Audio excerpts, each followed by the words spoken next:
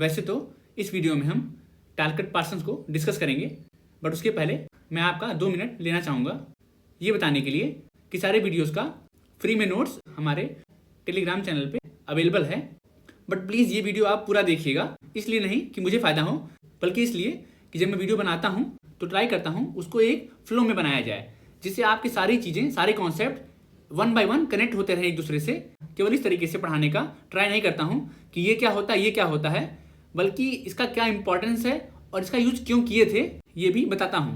तो मान लीजिए एजिल मॉडल है, आप कहीं ना कहीं से पढ़े होंगे कि एजिल मॉडल क्या होता है, AGIL मॉडल, बट वो उसका यूज़ क्यों किए थे, क्या ज़रूरत है उसकी, और फिर मान लीजिए साइबरनेटिक हायरार्की है तो उसका क्या यूज होता है, ये सब हम डिस्कस करते हैं वीडियो में।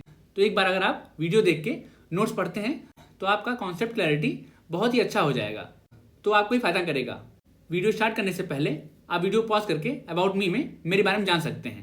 तो पार्सन्स का जो एरा है वो 1902 से 1973 तक है।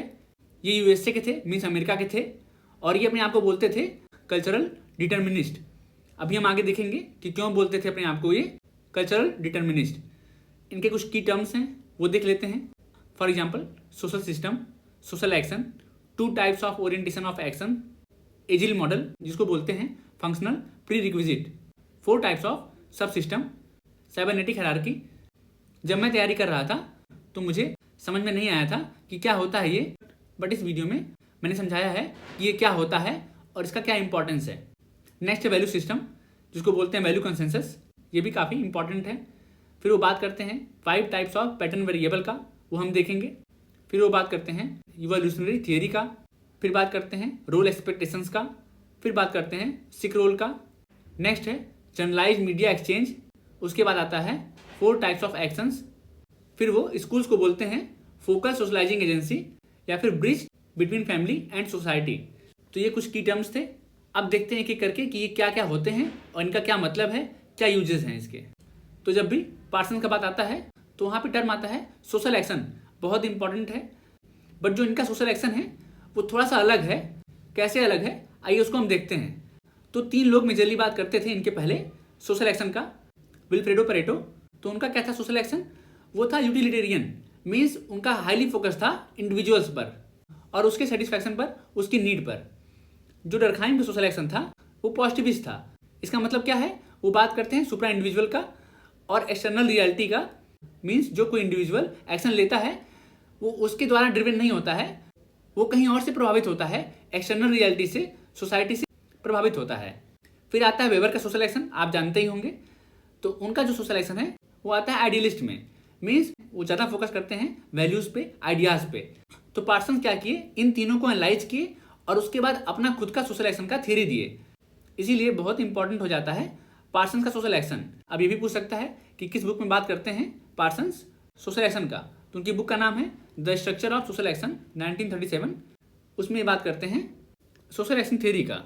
तो इन्होंने किया क्या, इन्होंने 2 चीज़ों को मिला दिया। इन्होंने बोला कि सोशल एक्शन न केवल इंडिविजुअल के बिहेवियर पे डिपेंड करता है बल्कि एक्सटर्नल रियलिटी उस पर भी डिपेंड करता है। तो इन दोनों चीज़ों को मिला दिया, उसके बाद बोला इसी को बोलते हैं सोशल एक्शन। तो इनका जो सोशल एक्शन है उसमें ऑब्जेक्टिविटी भी है और सब्जेक्टिविटी भी है। सब्जेक्टिविटी कैसे होगा, इंडिविजुअल के बेसिस पे, और ऑब्जेक्टिविटी कैसे होगा, एक्सटर्नल रियलिटी के बेसिस पे। ये बोलते हैं कि जो सोशल एक्टर का गोल होता है एक्शन करने का, उसका मेन फोकस होता है ऑप्टिमाइजेशन ऑफ ग्रेटिफिकेशन, मीन्स जिस काम में उसको ग्रेटिफिकेशन मिलेगा, संतुष्टि मिलेगी, उसके माइंड को डोपामाइन मिलेगा, वो वही काम करेगा। तो अब देखते हैं कि कोई भी इंडिविजुअल सोशल एक्शन करता कब है, कौन कौन सी ऐसी 4 कंडीशंस हैं जिसकी वजह से कोई भी इंडिविजुअल सोशल एक्शन करता है। तो पार्सन बात करते हैं 4 टाइप के कंडीशंस का। पहला कौन सा है, it is oriented to achieve goals, means कोई ना कोई गोल होना चाहिए जिसके लिए आपका सोशल एक्शन ओरिएंटेड हो। दूसरा कंडीशन क्या है, it occurs in a situation, means कोई ना कोई सिचुएशन होनी चाहिए जिसमें वो एक्टर परफॉर्म करे। थर्ड क्या है, it is regulated by norms values of society, तो जो एक्टर का एक्शन होता है वो सोसाइटी के नॉर्म्स और वैल्यूज से रेगुलेट किया जाता है। चौथा क्या है, it involves the investment of energy और मोटिवेशन, तो सिंपल सी बात है, कोई भी एक्शन करने के लिए हमको एनर्जी और मोटिवेशन की जरूरत पड़ेगी।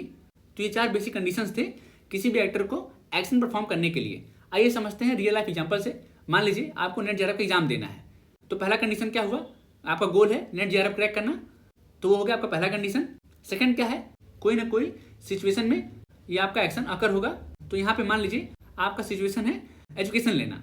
और तीसरा क्या है, हमारे नेट जेआरएफ एग्जाम को सोसाइटी नॉर्म्स और वैल्यूज से रेगुलेट करती है।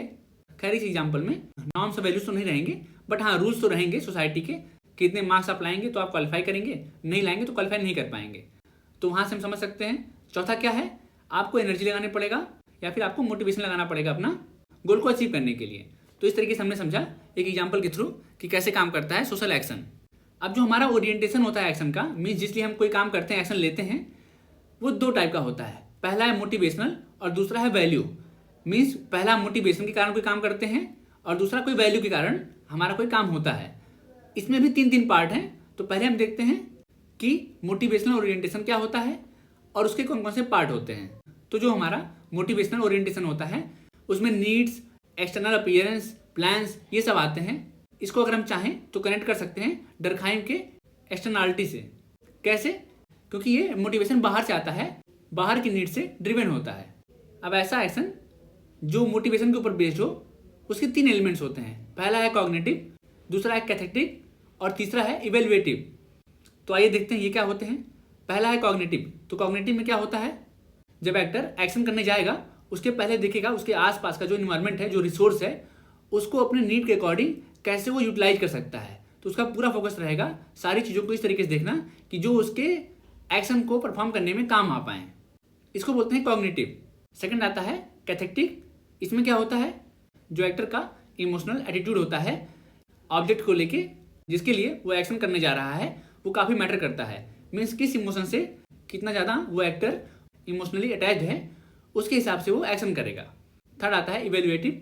तो एक्शन को परफॉर्म करने से पहले एक्टर ये देखता है कि क्या इसको परफॉर्म करने के बाद में मुझे मैक्सिमम ग्रेटिफिकेशन मिलेगा कि नहीं मिलेगा। अगर मिलता है तो उसको परफॉर्म करता है, अगर नहीं मिलता है तो वो परफॉर्म नहीं करता है। इसका एक एग्जाम्पल हो सकता है, हम मार्केट में कभी जाते हैं तो हमारा पहला एलिमेंट काम करता है जो होता है कॉग्निटिव। हम देखते हैं कि जो सामान हम लेने जा रहे हैं उसका कोई हमारे लिए काम है कि नहीं है। फिर हम देखते हैं कि हम कितने अटैच्ड हैं उस पर्टिकुलर सामान से। फिर थर्ड हम देखते हैं कि अगर हमने इसको बाई कर लिया तो क्या इससे हम मैक्सिमम ग्रेटिफिकेशन ले पाएंगे कि नहीं ले पाएंगे। तो इस तरीके से हमारा काम करता है मोटिवेशनल ओरिएंटेशन।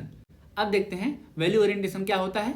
नाम से मालूम चल रहा है इसमें हमारे वैल्यूज, मोरल्स ये सब इन्वॉल्व होते हैं। तो इसको हम कनेक्ट कर सकते हैं वेबर का इंटरनलिटी से, जिसमें वैल्यूज और मोरल्स इन्वॉल्व रहते थे। इसमें भी ये बात करते हैं तीन टाइप के एलिमेंट का जो कि बेस्ड होते हैं हमारे वैल्यू ओरिएंटेशन से। पहला है कॉग्निटिव, दूसरा है एप्रिसिएटिव और तीसरा है मोरल। कॉग्निटिव में रहेगा सेम टू सेम जैसा हमने ऊपर वाला पढ़ा, बट उसमें डिफरेंस ये आ जाएगा, उसमें हम ऑब्जेक्ट्स को देखते थे अपने नीड के अकॉर्डिंग, यहाँ पे हम वैल्यू के अकॉर्डिंग देखेंगे ऑब्जेक्ट्स को। तो ये डिफरेंस है। सेकंड है एप्रिसिएटिव। ये भी सेम है कि हम जज करते हैं चीज़ों को, ऑब्जेक्ट्स को अपने नीड के अकॉर्डिंग, बट वो भी वैल्यूज़ के ऊपर फोकस होती हैं। और थर्ड आता है मोरल, जिसमें हमारा काम करता है एथिक्स। तो इसमें हम देखते हैं कि कोई काम करने जा रहे हैं, जो पहला वाला था उसमें उतना हम सोचते नहीं है कि इसमें मोरल्स हैं कि नहीं है, एथिक्स हैं कि नहीं है, बस हमारा काम हो रहा है उससे मतलब है। सेकंड वाले में हम देखते हैं कि हमारा काम हो रहा है बट इस सोसाइटी के वैल्यू को या फिर नॉर्म्स को कहीं डिफाई तो नहीं कर रहा है और इससे और लोग का नुकसान तो नहीं हो रहा है। इसको बोलते हैं वैल्यू ओरिएंटेशन। और ये थे तीन एलिमेंट्स वैल्यू ओरिएंटेशन के। अब पार्सन्स बात करते हैं 4 टाइप के एक्शन का। ये मैंने निकाला है रिडजर से, कहीं आप शायद पढ़े होंगे 3 टाइप का, बट होते हैं 4 टाइप के। देखिए यहाँ पे उन्होंने एक दिमाग लगाया, अगर आप ध्यान से पढ़ेंगे ये फायदा होता है वीडियो देखने का। अभी आपको समझ में आ जाएगा कि कैसे कनेक्टेड है ऊपर वाली चीज़ों से नीचे वाली चीज़ें। तो 4 टाइप के एक्शन है, intellectual action, expressive action, moral action और इंस्ट्रूमेंटल एक्शन। हमने 3 एलिमेंट पढ़े मोटिवेशनल ओरिएंटेशन के और 3 एलिमेंट पढ़े वैल्यू ओरिएंटेशन के। अब इन्होंने क्या किया, मोटिवेशनल वाले के ए को और वैल्यू वाले के ए को दोनों को मिला के एक एक्शन बनाया जिसका नाम दिया इंटेलेक्चुअल एक्शन। इसमें क्या होता है, it involves cognitive motivational interest and cognitive value standards. तो वही मैंने बताया कि मोटिवेशनल वाले का था कॉग्निटिव और वैल्यू वाले का था कॉग्निटिव, उन दोनों को मिला के एक एक्शन बनाया जिसका नाम रखा इंटेलेक्चुअल एक्शन। फिर सेकंड क्या किया, मोटिवेशनल वाले के कैथेटिक वाले को निकाला और वैल्यू वाले के एप्रिसिएटिव वाले को निकाला, इन दोनों को मिला के बनाया एक्सप्रेसिव एक्शन। फिर तीसरा क्या किया, मोटिवेशनल वाले के इवेल्युएटिव वाले को निकाला और वैल्यू वाले के मोरल को निकाला, उन दोनों को मिलाया और बनाया मोरल एक्शन।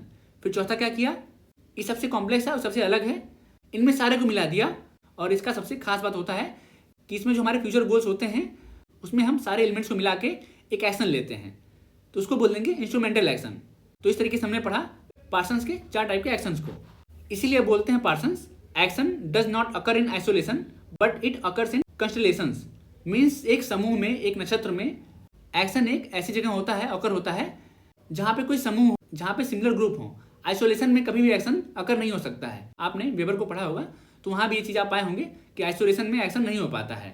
इंपॉर्टेंट है, पूछ सकता है कि कौन बोलता है एक्शन को कि वो कंस्टलेशंस में होता है, तो वो पार्सन्स हो जाएंगे।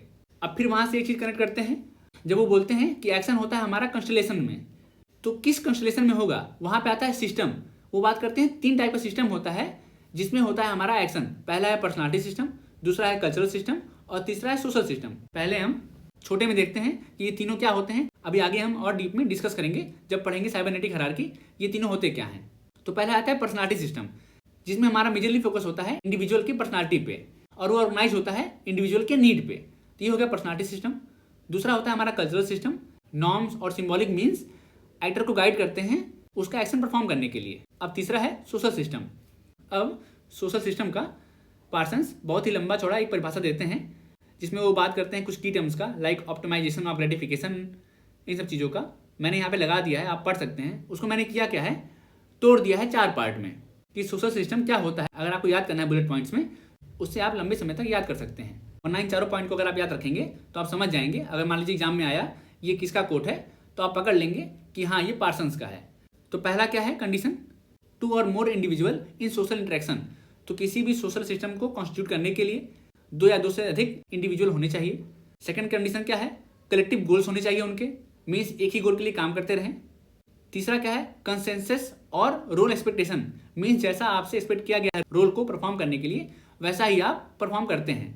चौथा क्या है, interaction will develop on abstract boundaries, means कुछ एब्स्ट्रैक्ट बाउंड्रीज रहेंगी जिसके थ्रू इंटरेक्शन हमारा डेवलप होगा। तो ये 4 बुलेट पॉइंट्स में सोशल सिस्टम को हमने डिफाइन किया पार्सन्स के, जिससे आपको अच्छे से समझ में आ जाए कि क्या होता है सोशल सिस्टम। अब एक लाइन है, Parsons conception of social system begins at the micro level with interaction between ego and alter ego. Ego का मतलब होता है सेल्फ, तो सेल्फ और अल्टर सेल्फ जब इंटरेक्शन होता है मीन्स उसी जैसे और भी लोग जब उनमें इंटरेक्शन होता है वही बनता है सोशल सिस्टम। अब ये 4 टाइप के सोशल सिस्टम का बात करते हैं जिनके कुछ पैटर्न होते हैं। मैंने यहाँ पे इग्नू से स्क्रीनशॉट लगा दिया है, आप इसको देख सकते हैं और नीचे मैंने एग्जाम्पल के थ्रू समझाया है ये क्या क्या होता है। पहला है यूनिवर्सलिस्टिक अचीवमेंट। आइए दोनों टर्म्स को तोड़ देते हैं। यूनिवर्सलिस्टिक मीन्स ऐसा चीज जिसको सोसाइटी अप्रिशिएट करती है, अप्रूव करती है, और अचीवमेंट मीन्स खुद से अचीव करना, मीन्स मेरिट के बेस पे अचीव करना। तो एक एग्जाम्पल देते हैं, मान लीजिए एकेडमिक में कोई स्टूडेंट है, परफॉर्म कर रहा है, उसने टॉप किया, तो जो एकेडमिया बनाया गया है वो सोसाइटी द्वारा बनाया गया है, मीन्स वो हो गया यूनिवर्सलिस्टिक।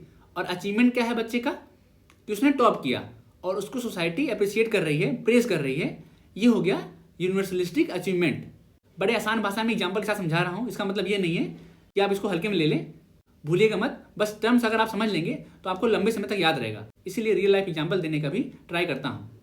नेक्स्ट है यूनिवर्सलिस्टिक एस्क्रिप्शन। हमने पढ़ा है एस्क्राइब्ड स्टेटस और अचीव्ड स्टेटस। तो ऐसे स्टेटस जो हमको जन्म के साथ मिल जाते हैं, हमको उसके लिए एफर्ट नहीं करना पड़ता है, उसको बोलते हैं एस्क्राइब्ड। तो वहीं से हम लिंक कर सकते हैं। यूनिवर्सलिस्टिक मतलब हम जानते ही हैं, मीन्स जो सोसाइटी एक्सेप्ट करे, और एस्क्रिप्शन मीन्स जो हमने खुद से नहीं अचीव किया है वो हेरिडेटरी है। तो इसका एग्जाम्पल क्या हो जाएगा, रूल ऑफ ए मोनार्च। मान लीजिए कोई राजा है, तो जब वो रूल करता है और फिर उसका जो संतान होती है वो आती है, वो रूल करती है, वो कोई मेरिट के बेस पे नहीं है, बट वो यूनिवर्सलिस्टिक कैसे है, क्योंकि सोसाइटी उसको अप्रूव कर रही है। और एस्क्राइब्ड कैसे है, क्योंकि उसमें कोई मेरिट नहीं है। तो ये हो गया एग्जाम्पल यूनिवर्सलिस्टिक एस्क्रिप्शन का। अब नेक्स्ट आता है पर्टिकुलरिस्टिक अचीवमेंट का। ये भी सिंपल है, वर्ड से हम समझते हैं दोनों को अलग अलग। तो मान लीजिए आप टॉपर बनते हैं किसी क्लास में, जो क्लास है, हालांकि इस एग्जाम्पल में थोड़ा सा डिबेट हो सकता है, बट जो क्लास है वो बहुत छोटा मात्रा होता है, मीन्स बहुत ही छोटा होता है। उसमें अगर आप टॉपर बनते हैं तो आपका वो पर्टिकुलर अचीवमेंट है, वो किसी सोसाइटी के लिए कोई बहुत बड़ा योगदान नहीं दे रहा है, इसीलिए ये आता है पर्टिकुलरिस्टिक अचीवमेंट में। अब नेक्स्ट है पर्टिकुलरिस्टिक एस्क्रिप्शन। ये भी बहुत ईजी है, एग्जाम्पल है नेपोटिज्म इन बॉलीवुड। तो बॉलीवुड एक पर्टिकुलर फील्ड है और वहाँ पे एस्क्रिप्शन कैसे हो रहा है, जो हीरोज के बेटे हैं वो फिर से आ रहे हैं और हीरो बन जा रहे हैं, नए लोगों को मार्केट में एंट्री नहीं मिल रही है। ये 4 टाइप के सोशल सिस्टम थे और उनके पैटर्न थे जो हमने रियल लाइफ एग्जाम्पल से डिस्कस किया। अब इसी के बाद बहुत ही इंपॉर्टेंट कॉन्सेप्ट आता है पार्सन्स का, वो होता है एजिल मॉडल, AGIL। इसको आप ऐसे सीक्वेंस में याद करिएगा। क्वेश्चन में पूछता है पहले ए आता है कि पहले जी आता है, पहले आई आता है, पहले एल आता है, तो आप याद करेंगे पहले ए आता है, फिर जी आता है, फिर आई आता है, फिर एल आता है। A means adaptation, G means goal attainment, I means integration और एल मीन्स लेटेंसी। तो ये हैं 4 फंक्शनल इंपेरेटिव्स और प्री रिक्विजिट्स। तो हम इंग्लिश में समझते होंगे प्री रिक्विजिट्स क्या होते हैं, मीन्स ऐसी कोई भी चीज़ को परफॉर्म करने के लिए जो उसके पहले की आवश्यक चीज़ें होती हैं, मीन्स वो चीज़ें होनी ही होनी चाहिए, उसको बोलते हैं प्री रिक्विजिट्स। तो सोशल सिस्टम के फंक्शनिंग के लिए ये 4 होते हैं प्री रिक्विजिट्स। तो फर्स्ट नंबर पे आता है एडेप्टेशन। सिंपल सी बात है, अगर इंडिविजुअल्स सोसाइटी के इन्वायरमेंट को अडेप्ट नहीं कर पाएंगे तो हमारा सिस्टम वर्क कर ही नहीं पाएगा। तो सबसे पहले उन्हें क्या करना पड़ेगा, जो सोसाइटी का एक्सटर्नल इन्वायरमेंट है उसको अडेप्ट करना। सेकेंड नंबर पे आता है गोल अटेनमेंट। तो सोसाइटी का काम है, सोशल सिस्टम का काम है कि जो सोसाइटी के गोल्स हों उसको पहले से बता दे कि आपको ये चीज़ें अचीव करनी हैं जिससे डेविएंट बिहेवियर इंडिविजुअल्स में ना आए। थर्ड आता है इंटीग्रेशन, मीन्स मिला के रखना, जोड़ के रखना। तो कैसे हो सकता है, अगर हमारा सिस्टम रेगुलेट करेगा हमारे रिलेशनशिप को, सारे पार्ट्स को, तभी हमारा इंटीग्रेशन हो पाएगा। तो ये थर्ड हो गया। फोर्थ आता है लेटेंसी, या फिर इसको बोलते हैं पैटर्न मेंटेनेंस। तो जो हमारा इंडिविजुअल का मोटिवेशन होता है उसको मेंटेन करना हमारे सोशल सिस्टम का काम है, जिससे अच्छे से फंक्शनिंग हो पाए सोशल सिस्टम की। अब यहाँ पे बहुत इंपॉर्टेंट स्क्रीनशॉट लगाया हूँ मैं, इग्नू से निकाला हूँ। इसमें दिया हुआ है एडेप्टेशन, गोल अटेनमेंट, इंटीग्रेशन और लेटेंसी या पैटर्न मेंटेनेंस। तो अगर आप साइड में देखेंगे लेफ्ट हैंड, वहाँ पे दिया हुआ है एक्सटर्नल और इंटरनल। तो जो ऊपर के दोनों हैं एडेप्टेशन और गोल अटेनमेंट, वो होते हैं एक्सटर्नल, मीन्स सोसाइटी हमको देती है कि आपको मिल गया है एक इन्वायरमेंट, उसमें आपको अडेप्ट होना है। फिर सेकंड नंबर पे क्या करती है सोसाइटी, वो हमको गोल्स देती है जिसको हमको अचीव करना होता है। ऐसे ही आता है इंटरनल इंटीग्रेशन। ये कल्चर के वैल्यूज और नॉर्म्स के थ्रू हमारे अंदर इंट्रिंच किया जाता है, बाहर से हमको अचीव नहीं करना होता है, इसको हमको एक्सटर्नल रूप से अचीव नहीं करना होता है। ये रिलीजन या आइडियोलॉजी के थ्रू हमारे अंदर इनबिल्ट किया जाता है। फिर एक और पार्ट है लेटेंसी, ये भी होता है इंटरनल, जिसमें हमारा आता है फैमिली, सोशलाइजेशन या फिर एजुकेशन। ये जो एग्जाम्पल दिए हुए हैं AGIL मॉडल के, ये सारे बहुत इंपॉर्टेंट हैं। डायरेक्ट MCQ में पूछा भी गया है, निकाल लेगा इसी एग्जाम्पल और पूछ लेगा कि इनमें से कौन सा A का पार्ट है या G का पार्ट है या I का पार्ट है या L का पार्ट है। तो प्लीज़ आप याद रखिएगा। अभी मैं आगे और इसको अच्छे से समझाता हूँ, ऐसे नहीं भागूंगा कि आपको समझ में ना आए। तो ये जो हमने अभी पढ़ा, economy, political system, societal community या फ्यूडिशरी सिस्टम, ये होते हैं सब सिस्टम। मीन्स मान लीजिए एक राजा है, जो AGIL मॉडल है हमारा, जो कि सोशल सिस्टम को वर्क करने के लिए इंपेरेटिव है, नेसेसरी है। अब उसके मंत्री लोग हैं, अकेले सारा काम राजा कर नहीं पाएगा, तो उसने बांट दिया है मंत्री को, ये हो गए उसके मंत्री। तो ये हो गए सब सिस्टम, वो था सिस्टम, ये हो गए सब सिस्टम। अब क्या होते हैं, इकोनॉमी क्या करता है, देखिए इकोनॉमी का मेन मोटिव होता है जब स्कार्सिटी ऑफ रिसोर्सेज होता है उसको सही तरीके से डिस्ट्रीब्यूट करना। बेसिक डिफिनेशन ही होता है ये इकोनॉमिक्स का। अब आप ही सोचिए, अगर आपके पास पर्याप्त मात्रा में रिसोर्सेज हैं तो हमको इतना गुड़ा भाग करने की क्या जरूरत है। जो चीज़ें सबको मिल रही हैं, जो जैसे कर पा रहा है वो करेगा।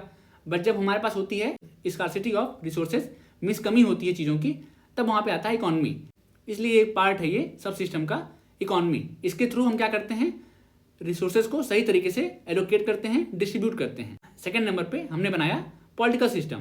ये क्या काम करता है, गोल देता है जिसको आपको परस्यू करना होता है, जिससे आसानी से सोसाइटी में रेगुलेशन हो पाए। थर्ड नंबर पे आता है सोसाइटल कम्युनिटी।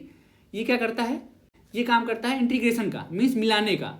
इसमें कल्चर्स, नॉर्म्स, लॉ ये सब आते हैं जो हमको मिलाते हैं, इंटीग्रेट करते हैं आपस में। फोर्थ नंबर पे आता है फ्यूडिशरी, जिसमें हमारा आता है फैमिली या फिर एजुकेशन, जो हमको सोशलाइज करता है और टेंशन को मैनेज करता है। मीन्स अगर मान लीजिए डेविएंट बिहेवियर हो भी रहा है तो उसको कैसे मैनेज करना है, ये आ जाता है लेटेंसी में या फिर टेंशन मैनेजमेंट में। और उसका पार्ट कौन सा है, फ्यूडिशरी सिस्टम। तो वो 4 सिस्टम थे, उसके 4 हैं ये सब सिस्टम। प्लीज़ याद रखिएगा, भूलिएगा मत और कंफ्यूज मत होइएगा। इसीलिए एग्जाम्पल के थ्रू ट्राई कर रहा हूँ समझाने का। अब सबसे इंपॉर्टेंट है साइबरनेटिक हायरार्की। इसको कहीं बुक में आप देखेंगे सही समझाया नहीं गया है, लोग भाग जाते हैं समझाए बिना, बट यहाँ पे हम समझते हैं अच्छे से क्या होता है। तो हमने ऊपर पढ़ा था कि किसी भी सोसाइटी का निर्माण कैसे होता है। इंडिविजुअल से। तो उसको पार्सन्स कैसे बांटते हैं ये देख लेते हैं। सबसे नीचे आता है ऑर्गेनिस्मिक सिस्टम, फिर आता है पर्सनालिटी सिस्टम, फिर आता है सोशल सिस्टम और सबसे ऊपर आता है कल्चरल सिस्टम। याद करिए मैंने आपको बोला था कि पार्सन्स अपने आप को बोलते हैं कल्चरल डिटर्मिनिस्ट। क्यों बोलते हैं अब आपको समझ में आ गया होगा, क्योंकि पार्सन्स के लिए सबसे ऊपर आता है कल्चर, इसीलिए उन्होंने सबसे ऊपर रखा है कल्चर को। तो ऑर्गेनिस्मिक सिस्टम में क्या होता है, इसमें बेसिकली हमारा फिजिकल डेवलपमेंट होता है और वहाँ से हम इवॉल्व होते हैं, धीरे धीरे आगे बढ़ते हैं। तब हम पहुँचते हैं पर्सनालिटी सिस्टम पे। वहाँ पे हमारा होता है सोशलाइजेशन, जो कि किस लेवल पे होता है, मेंटल लेवल पे होता है। पहले हम थे फिजिकल पे, फिर हम गए मेंटल पे, फिर आता है सोशल सिस्टम। इसमें क्या होता है, हमारा इंटरेक्शन होता है लोगों से और सोसाइटी हमको इंटीग्रेट करती है, जिसको हमने अभी ऊपर पढ़ा कि सोशल सिस्टम क्या होता है और कौन कौन से इसके पार्ट होते हैं, कौन कौन से इसके प्री रिक्विजिट्स होते हैं। और सबसे ऊपर आता है कल्चरल सिस्टम, जिसमें हमारी सोसाइटी का फोकस होता है ग्रेटिफिकेशन पे, जो कि रेगुलेट होता है नॉर्म्स एंड वैल्यूज से। अब ये कैसे जुड़ा हुआ है एजिल मॉडल से, ये देख लेते हैं। तो जो ऑर्गेनिज्मिक है वो जुड़ा हुआ है ए से, पर्सनालिटी जुड़ा हुआ है जी से, सोशल जुड़ा हुआ है आई से और कल्चरल जुड़ा हुआ है एल से। ए में हम क्या करते थे, एडेप्टेशन करते थे, तो वहाँ पे था हमारा फिजिकल इन्वायरमेंट जिसको हम अडेप्ट करते थे। जी में हमारा क्या था, गोल अटेनमेंट, जिसमें हमको गोल मिलता था। आई में हमारा क्या था, इंटीग्रेशन, और एल में हमारा क्या था, लेटेंसी मैनेजमेंट। तो इस तरीके से ये जुड़ा हुआ है एजिल मॉडल से। याद रखिएगा कि कौन सा वाला किससे जुड़ा हुआ है और क्या क्या होता है। अब इसमें एक लाइन बनी हुई है, एनर्जी का फ्लो हो रहा है नीचे से ऊपर और इन्फॉर्मेशन का फ्लो हो रहा है ऊपर से नीचे। कैसे होगा, सिंपल सी बात है, जब हम छोटे लेवल पे रहेंगे उसमें एनर्जी ज़्यादा रहेगी, उसमें हम और लोगों को लाएंगे फिर एनर्जी और बढ़ेगा, उसमें हम और लोग को लाएंगे एनर्जी और बढ़ेगा, फिर उसमें हम और बड़ा करेंगे, कल्चर तक जाएंगे तो एनर्जी और बड़ी हो जाएगी। तो एनर्जी का ट्रांसफर छोटे से बड़े पे जा रहा है, मीन्स ऑर्गेनिज्मिक से कल्चर में जा रहा है। पहले ऑर्गेनिज्म से एनर्जी निकलती है, उसको हम चैनलाइज करते हैं कल्चर की तरफ, बट इंफॉर्मेशन का उल्टा होता है। जब एनर्जी पहुंच गई कल्चर की तरफ, अब जो हमारा जो कल्चर है वो हमारे नॉर्म्स और वैल्यूज के थ्रू इंफॉर्मेशन को नीचे तक लाएगा, मीन्स होल लेवल से एक माइक्रो लेवल पे लाएगा। एक इंडिविजुअल को कैसे परफॉर्म करना है ये हमारा बताएगा कल्चर, किसके थ्रू, इंफॉर्मेशन के थ्रू। तो वो ऊपर से नीचे की तरफ आता है। ये जो मैंने स्क्रीनशॉट लगाया है ये है जॉनथन टर्नर की बुक से, तो अगर आपको क्रॉस चेक करना हो जाके वहाँ से आप कर सकते हैं। तो जब इतना ज़्यादा इंपॉर्टेंस है कल्चर का पार्सन्स के लिए, इसलिए ये अपने आप को बोलते हैं कल्चरल डिटर्मिनिस्ट।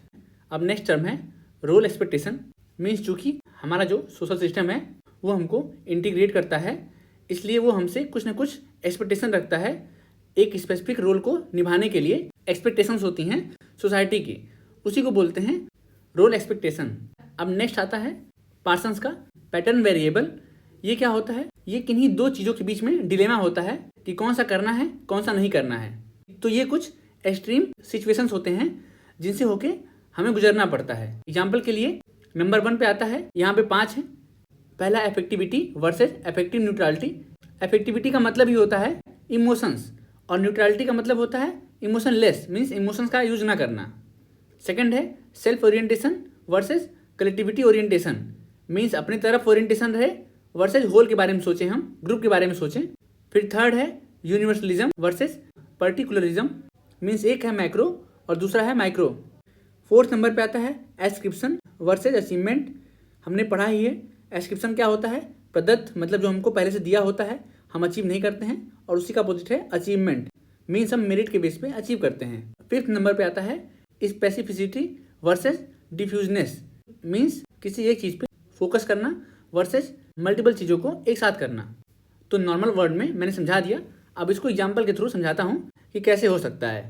मान लीजिए एक माँ का अपने बच्चे के साथ रिलेशनशिप है, अफेक्शन तो रहेगा ही रहेगा।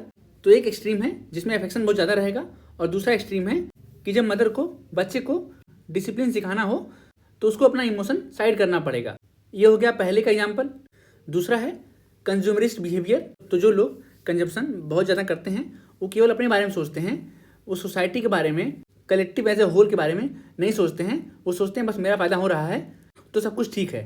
तो ये हो गया दो एक्सट्रीम। एक लोग होते हैं केवल अपने बारे में सोचते हैं, दूसरे होते हैं जो सबके बारे में सोचते हैं। थर्ड आता है यूनिवर्सलिज्म वर्सेस पर्टिकुलरिज्म। तो इसमें क्या है, अगर एक ग्रेडिंग सिस्टम मान लीजिए है वो सारे स्टूडेंट्स के लिए समान है तो वो हो जाएगा यूनिवर्सलिज्म। बट मान लीजिए कोई स्टूडेंट है जो एबनॉर्मल है तो उसके लिए हल्का सा लीनियंट बिहेवियर दिखाया जा रहा है तो वो हो जाएगा एग्जाम्पल पर्टिकुलरिज्म का। फिर है एस्क्रिप्शन वर्सेस अचीवमेंट। इसका एग्जाम्पल बहुत सिंपल है, किसी ऐसे बंदे को चुनना जो मेरिट के बेस पे ना आया हो, वो हो जाएगा एस्क्रिप्शन, और ऐसे बंदे को चुनना जो मेरिट के बेस पे आया है, वो हो जाएगा अचीवमेंट। फिर हमने पांचवा पढ़ ही लिया, स्पेसिफिसिटी वर्सेस डिफ्यूजनेस, मीन्स मल्टीटास्किंग करना वर्सेस कोई एक स्पेसिफिक टास्क करना। तो ये 5 थे पैटर्न वेरिएबल, हमने अच्छे से एग्जाम्पल के थ्रू समझ लिया है। आप इसको रिवाइज कर लीजिएगा, अच्छे से आपके दिमाग में सिंक इन हो जाएगा। अब पार्सन्स बात करते हैं इवोल्यूशन का। 3 मेजर स्टेजेस हैं इनके इवोल्यूशन के। पहला है प्रिमिटिव, दूसरा है इंटरमीडिएट और तीसरा है मॉडर्न। प्रिमिटिव में ये क्या बोलते हैं कि ऐसी सोसाइटी जिसमें रिटन लैंग्वेज नहीं थे, तो उनका हमारे पास हिस्टोरिकल रिकॉर्ड्स भी नहीं है, क्योंकि जब रिटन नहीं है तो रिकॉर्ड्स भी नहीं है हमारे पास। फिर हमारा वहाँ से ट्रांजिशन हुआ, हम पहुँच गए इंटरमीडिएट पे। यहाँ पे विकास हुआ रिटन लैंग्वेज का, जिसमें हम लिख पाए और हिस्ट्री को कलेक्ट कर पाए। फिर वहाँ से हमारा ट्रांजिशन हुआ मॉडर्न की तरफ, जिसमें क्या हुआ, हमारे लॉज बने, ऑर्डर्स बने, रूल्स बने, नॉर्म्स बने और उनको हमने इंस्टीट्यूशनलाइज किया। तो ये था पार्सन्स का इवोल्यूशनरी थियोरी। अब एक यहाँ पे एक फैक्ट है, पार्सन्स बात करते हैं होम्योस्टैटिस का, बट ये जो टर्म है होम्योस्टैटिस, इसको कॉइन किया था वॉल्टर कैनन ने। तो ये आपको याद रखना है, ये फैक्ट है, एग्जाम में पूछ सकता है। अच्छा, ये होता क्या है, पहले ये देख लेते हैं। तो इसमें बोलते हैं कि हमारा जो बॉडी है वो अपने आप को स्टेबल करने के लिए हल्का फुल्का अपने आप में चेंजेस लाता है।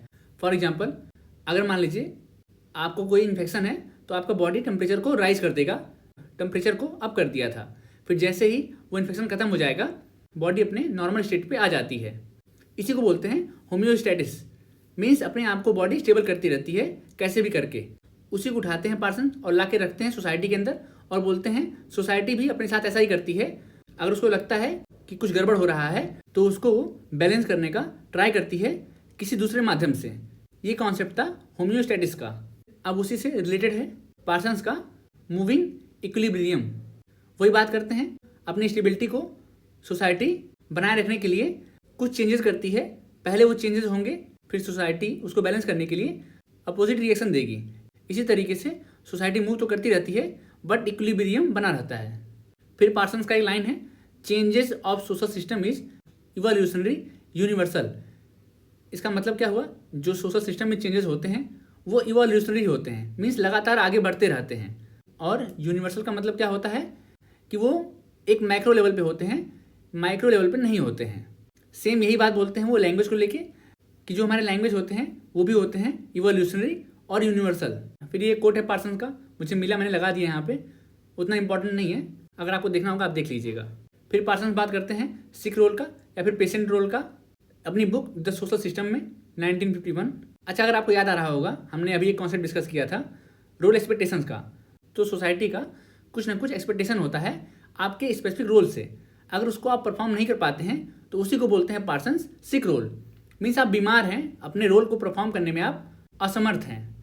तो यहाँ पे सिक का मतलब सोसाइटी के रोल से है, ना कि कोई पर्सन बीमार है उसके बारे में बात कर रहे हैं। यहाँ पे ये सोसाइटी के रोल के बारे में बात कर रहे हैं, आप उसको परफॉर्म नहीं कर पा रहे हैं, इसी को बोलते हैं सिक रोल। फिर एक टर्म है कॉमन वैल्यू सिस्टम या वैल्यू कंसेंसस। तो ये बोलते हैं जो हमारा स्ट्रेटिफिकेशन है वो कॉमन वैल्यू सिस्टम के ऊपर बेस्ड है, मीन्स हम लोग जनरल वे में लाते हैं चीज़ों को और उसी के अकॉर्डिंग बांट देते हैं। जो वैल्यू सिस्टम हमारा चलता आ रहा है उसी के बेस पे हम एक्ट करते हैं। अब ये बात करते हैं फैमिली की 2 फंक्शन का। मैंने अपने फैमिली वाले वीडियो में ये डिस्कस किया है, फिर यहाँ पे कर दे रहा हूँ जिससे आपका रिवीजन हो जाए। पहला फंक्शन है प्राइमरी सोशलाइजेशन और दूसरा फंक्शन है पर्सनालिटी स्टेबलाइजेशन। मीन्स फैमिली के 2 फंक्शन होते हैं, सोशलाइज करना और पर्सनालिटी को स्टेबलाइज करना। अब ये बात करते हैं 2 टाइप के रोल का। पहला है इंस्ट्रूमेंटल रोल और दूसरा है एक्सप्रेसिव रोल। इसको भी मैंने डिस्कस किया है रोल वाले वीडियो में, उसको वहाँ पे आप जाके पढ़ सकते हैं। ये बोलते हैं कि जो इंस्ट्रूमेंटल रोल होते हैं उनको केवल मेल मेंबर को परफॉर्म करना चाहिए। मीन्स जो ब्रेड विनर होते हैं, मतलब जो पैसा लेके आते हैं घर में, वो सारा काम होना चाहिए मेल का। और जो घर के काम होते हैं, मीन्स झाड़ू मारना या फिर घर का केयर करना या फिर बच्चे की देखभाल करना, वो काम होता है फीमेल्स का।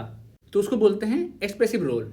फिर इनका एक लाइन है, families are factories which produce human personality.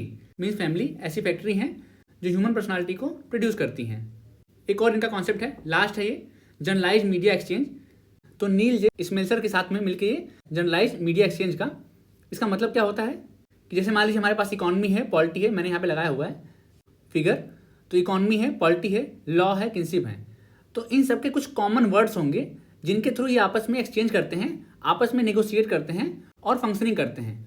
उसी को बोलते हैं जनरलाइज मीडिया एक्सचेंज। मीन्स ऐसा एक्सचेंज जिसमें कॉमन टर्मिनोलॉजी का यूज किया जाता हो।